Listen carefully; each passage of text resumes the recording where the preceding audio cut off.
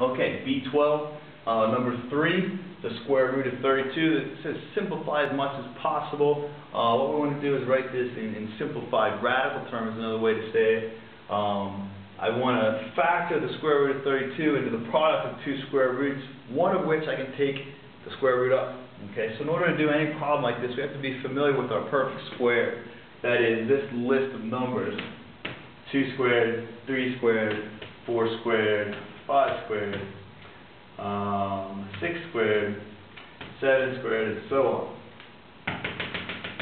Okay, because I want to factor, anytime I'm asked to simplify this, I want to factor it as the product of two numbers, one of which is one of these guys.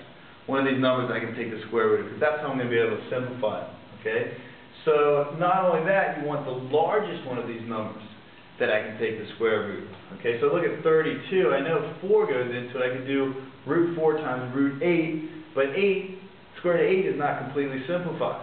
Okay, I still have a factor of 4 in there. So what I want is the largest one of these numbers that goes into 32. In this case, it turns out to be 16. So this is how these go. Okay, so the square root of 32 breaks up like this. Square root of 16 times square root of 2, right? Square root of 16 times square root of 2 is square root of 32. So that's the same thing. Alright, but I'm going to be able to simplify it because I can take the square root of 16. Right, so the square root of 16 is 4. And typically this one you won't be able to simplify. Square root of 2, I can't take the square root of 2. Right, it's not on my list. So square root of 2 is just the square root of 2. And this is the same number as that. It's just in a simplified radical form. And I'm done there when I know I can't have I know there's no factor of 2 that's a perfect square. Okay? Very good. That's number 3. Keep doing your homework.